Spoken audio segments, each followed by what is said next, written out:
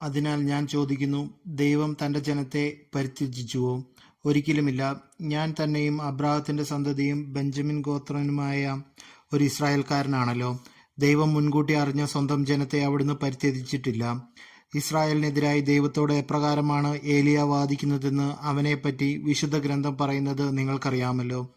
കർത്താവേ, അങ്ങയുടെ പ്രവാചകരെ അവർ വധിച്ചു, അങ്ങയുടെ ബലിപീഠങ്ങൾ അവർ തകർത്തു. അവശേഷിക്കുന്നവൻ ഞാൻ മാത്രമാണ്. അവർ എൻ്റെ ജീവനെയും തേടുന്നു. എന്നാൽ ദൈവം അവനോട് മറുപടി പറഞ്ഞത് എന്താണെന്നോ? ബാലിന്റെ മുമ്പിൽ മുട്ടുകുത്താത്ത 7000 പേരെ എനിക്ക് വേണ്ടി ഞാൻ മാറ്റി നിർത്തിയിട്ടുണ്ട്. അപ്രകാരം തന്നെ കൃപയാൽ തിരഞ്ഞെടുക്കപ്പെട്ട ഒരു അവശിഷ്ട ഭാഗം ഇക്കാലഘട്ടത്തിലുമുണ്ട്. അത് കൃപയാണെങ്കിൽ പ്രവർത്തികളിൽ അധിഷ്ഠിതമല്ല. കൃപയാൽ അല്ലെങ്കിൽ കൃപ ഒരിക്കലും കൃപയായിരിക്കുകയില്ല.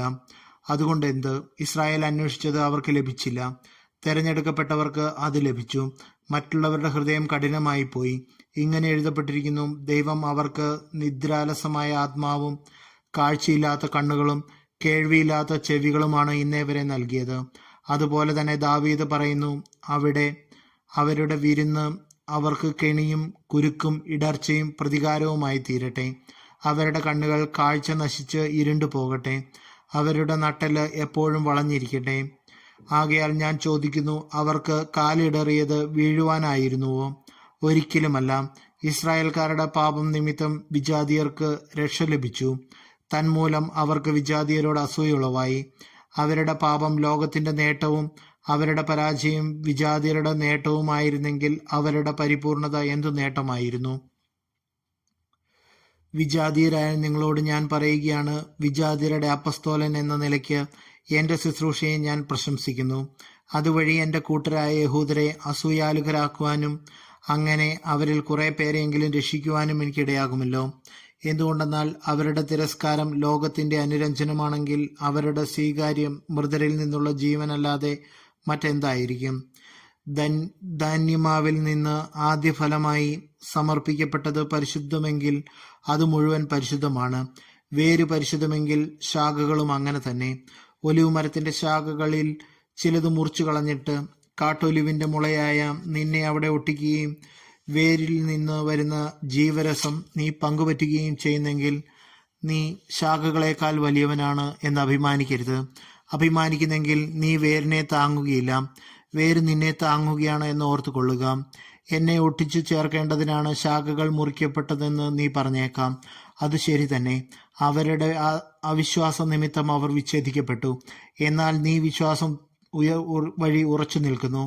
ആകയാൽ അഹങ്കാരം വെടിഞ്ഞ് ഭയത്തോടെ പ്രവർത്തിക്കുക.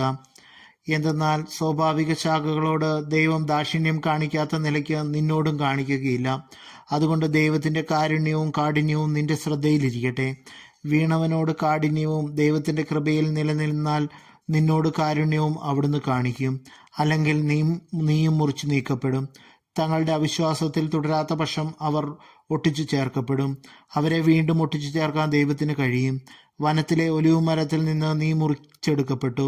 കൃഷിസ്ഥലത്തെ നല്ല ഒലിവിന്മേൽ പ്രകൃതി സഹജമല്ലാത്ത വിധം ഒട്ടിക്കപ്പെടുകയും ചെയ്തു.